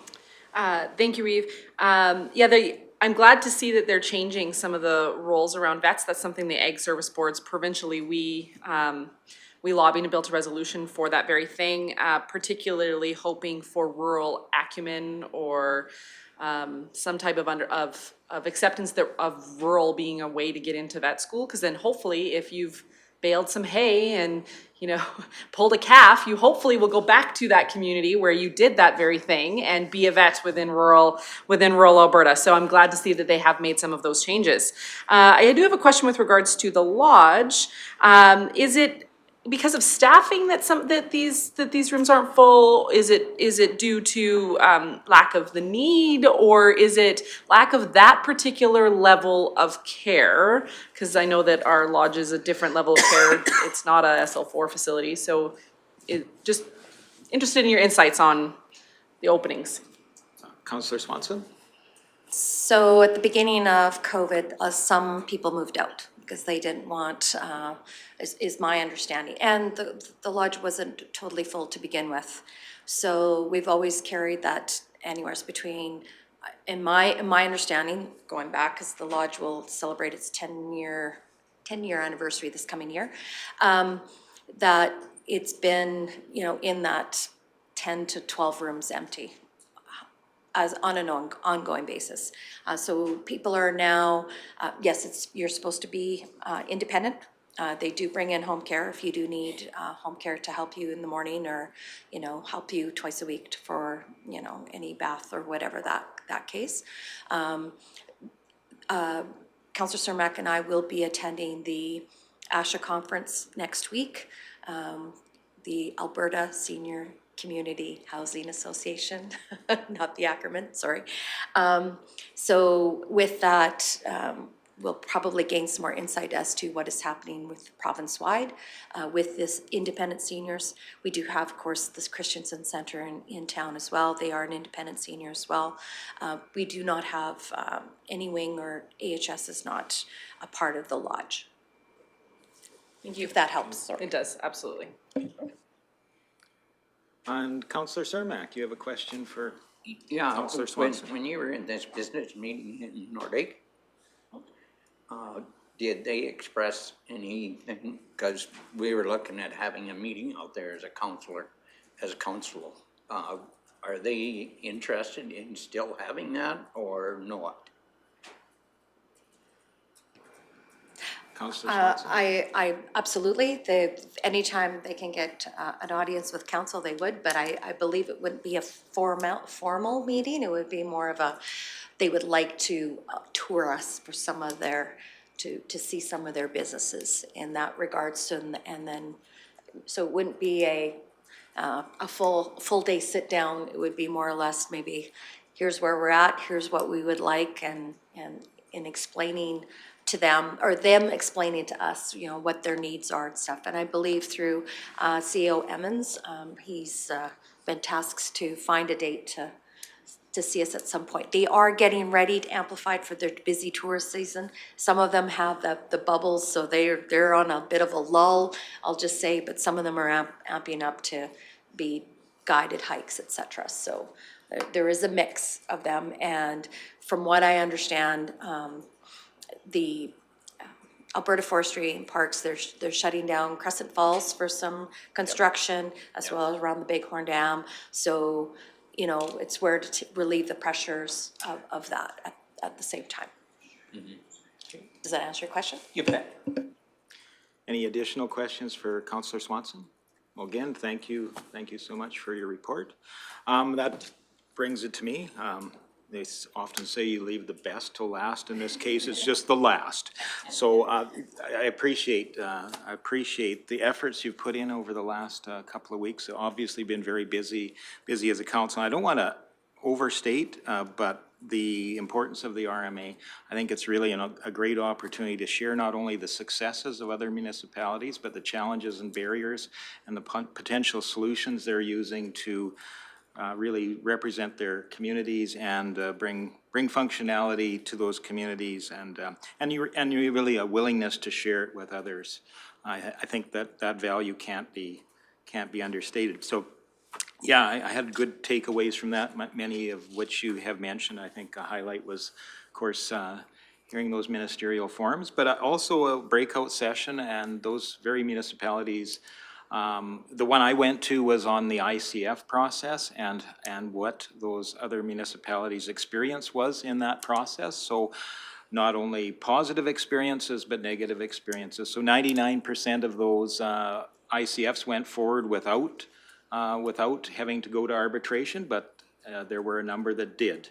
And those were very strong impressions that were made about how rural Alberta fared in those arbitrations, and I can report almost unanimously there that it did not go well for the rural municipalities in those arbitration processes. So I think Clearwater County did make the right steps in extending the olive branch to their ICFs, and we were able to conclude our ICFs without having to go through arbitration. I think that was very positive. Recreation was a big part of the discussion around those processes. And I think, quite often they describe that the host municipality held the cards in that. So if there was a recreation facility and it was in that host municipality, those host municipalities tended to hold the cards. So I think that's something for us to consider as we look towards a recreation agreement too, that we want to make sure we're fair in the process. And Yeah, for sure. So that was very important. I'd also like to share a little bit more with being able to attend the legislature and more specifically the question period. We maybe have seen those on television or on live stream before. You can't really capture the environment and the mood within the room. It is very entertaining to see our represented officials interact in those situations. It's eye-opening. It makes you understand the challenges they face and as they represent the greater community as well. So I appreciated that opportunity. I was honored to be able to be there along with Deputy Reeve Melhoff to take that in. It's one of those rare moments in a lifetime that are kind of game-changing, I'd say. So that's my report. Any questions? Councillor Swanson, please.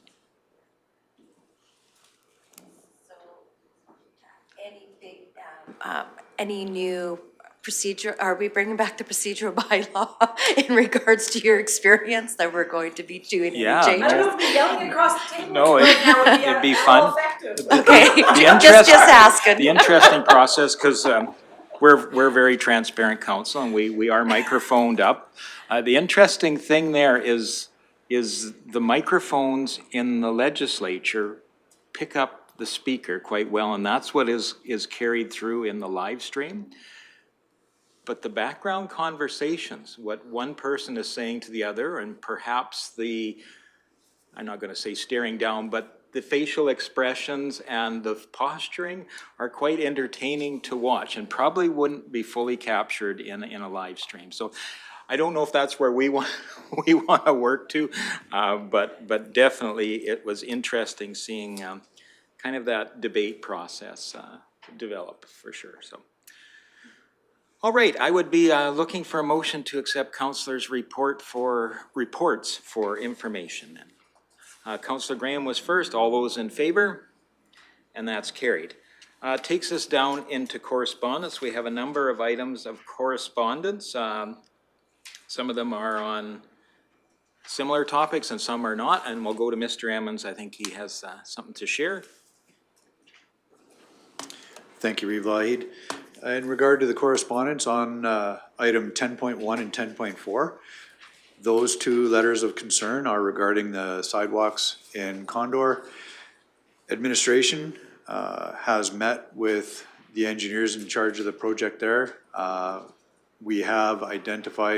They have identified for us 4 potential options. The instructions to the engineers is to put drawings to those options, costs, and Public Works will be bringing those options forward for council's consideration at a future meeting. Great. Thank you for that, Mr. Emmons. I know that's been a source of concern in that community for sure, and I can certainly echo some of the comments that they've made there. I can see firsthand how there's some challenges and barriers to overcome in that community as we work forward to a successful project completion there this year. Any other questions, concerns about any of the correspondence? Deputy Reeve Melhoff. Thank you, Reeve. My questions were going to center right around that if we had come up with some solutions, because these aren't the first times we've been hearing about this. This has been a long time coming, so I'm looking forward to seeing what you guys have come up with towards making that community whole again. Okay. And I would also like to mention, because we had one letter from the consultant that's doing the work around the Highway 11 twinning. That's an important part of the concerns around the community. I hope this helps the community plan their future a little bit easier. I know we'll have some information coming back in a public open house in Sylvan Lake. I believe it may even be mentioned in there, but it's in the first week or so of April. And I think that's a great opportunity for people to go out to that open house and be able to pose their questions to the people that may know. April the 5th, I believe, yes, and it is in Sylvan Lake at the complex, I believe it, Next Source Center there. So, Perfect. I would look for a motion then to accept correspondence for information. Councillor Swanson? All those in favor? And that's carried. Thank you very much. Would there be any notices of motion? Again, any notices of motion? Seeing none, I think what we will do right now, we do have a delegation for at 11:30. Rather than going on further through the agenda right now, I believe we will just take a 15-minute break and we'll be back at 11:30.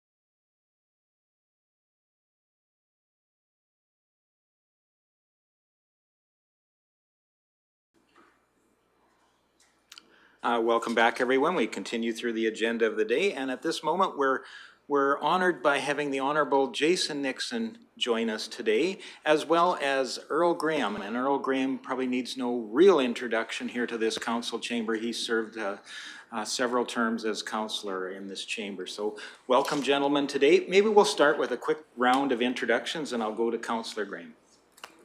Hello, Sydney Graham, Councillor for Division 2. Good morning, Jordan Northcott, Division 4 Councillor.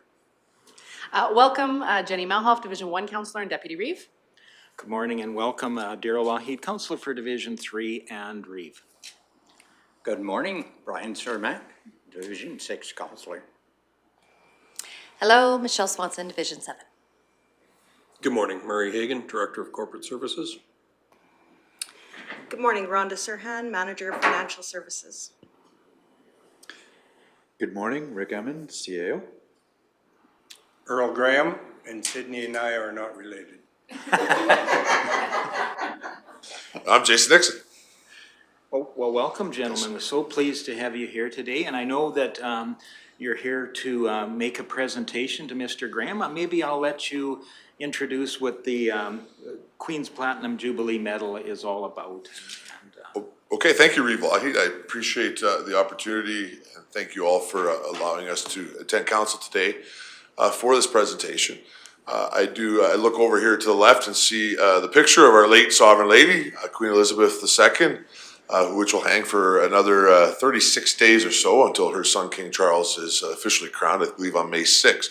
So I'm glad to see her picture still here for these last several medals.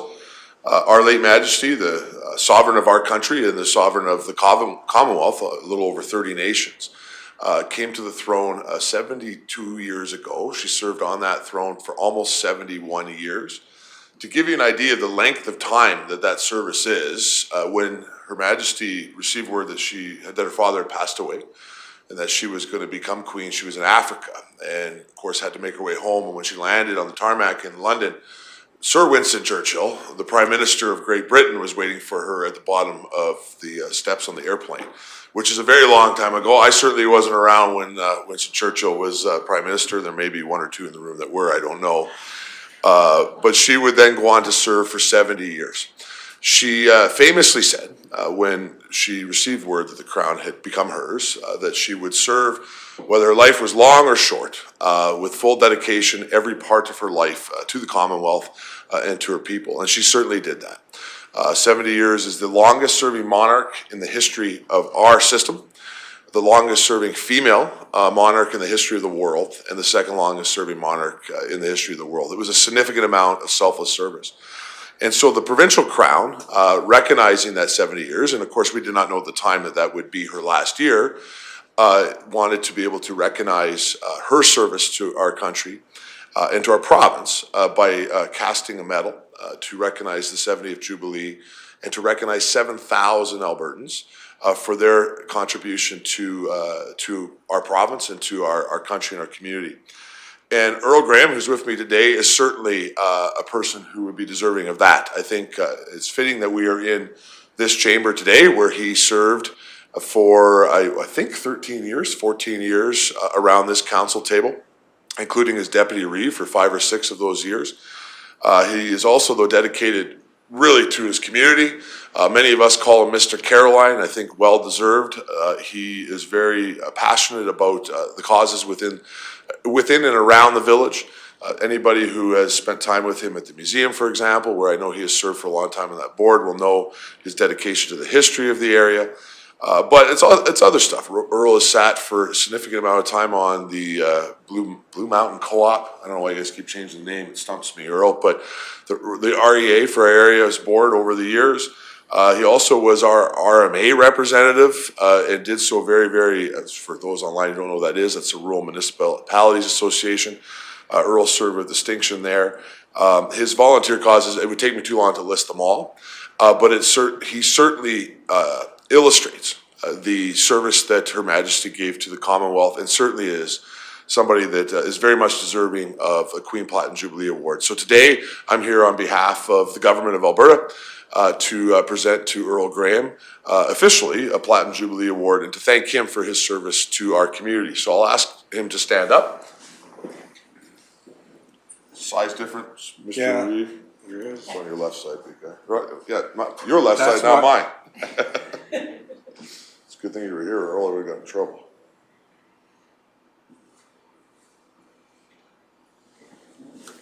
Thank You're you. gonna want to post it.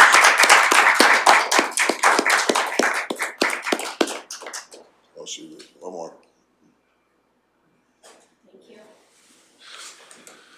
So I will just close with this, Reeve Lougheed, if I could. It's, this was very important to the province to recognize and take an opportunity to recognize individuals within our community's service that was in line with Her late Majesty's. And so, you know, Earl is a great example of that. I do know there are a few other Platinum Jubilee recipients around this table who are also great examples of that. And I think this has just been a great way to celebrate our community and a very special ladies' service to the Commonwealth. So thank you very much for giving me the opportunity to do that today, Reeve Lougheed, and I will turn it back over to you. Well, thank you very much for joining us, and I'd like to extend my congratulations to Earl. Very, very well deserved, and it is truly a great honor, as I know I've received that medal earlier in the year, and it truly has deep meaning of showing the appreciation for those individuals within our community that have contributed so much. So congratulations again, and thank you both for joining us today for that. Any questions from council or any comments? Well, again, thank you so much for joining us today, and I think with that, we will go to break.